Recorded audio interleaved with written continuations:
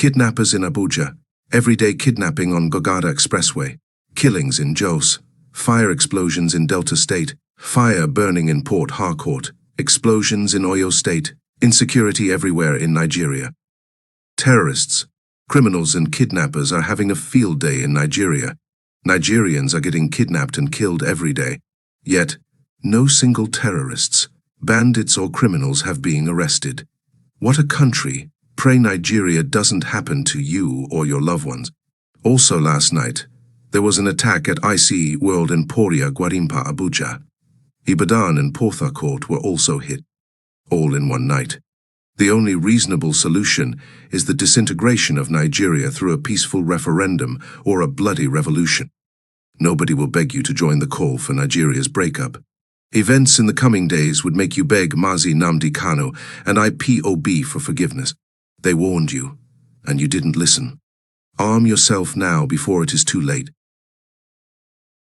The Nigerian government, Nigeria Army, Police and DSS, suddenly turns a blind eye, becomes very ineffective, powerless and frightful when it comes to dealing with Fulani herdsmen, kidnappers, terrorists and armed bandits in the north.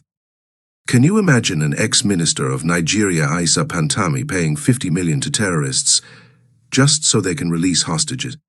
And some people are applauding him. So the DSS, Army, Police can no longer track down kidnappers, terrorists and criminals. Or is it because the perpetrators are from a certain region?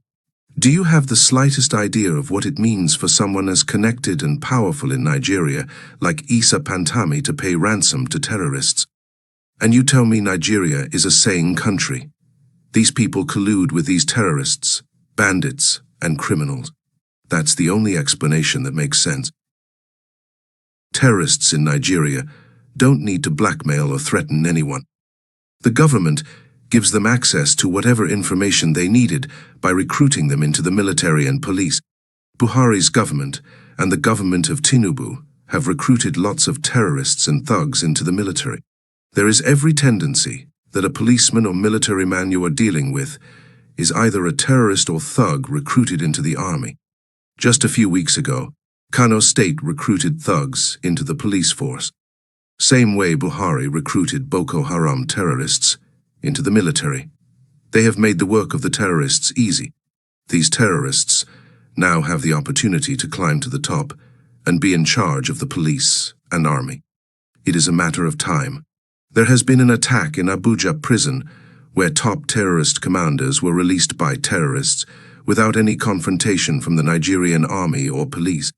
This is the plot of the Fulani in preparation for their ongoing jihad in a bid to take people's land and convert those remaining forcefully into Islam.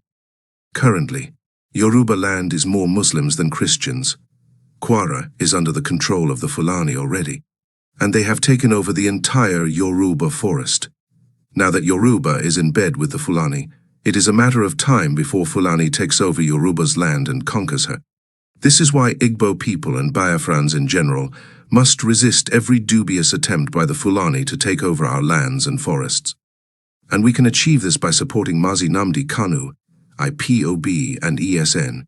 You have terrorists recruited by the Nigerian government into the security apparatuses in Nigeria. You can only survive if you become your own security. ESN is your own security. Protect them jealously. Allow me to repeat again. The only reasonable solution to all these evil happening in Nigeria is the disintegration of Nigeria through a peaceful referendum or a bloody revolution. Stay tuned, and may your day be blessed.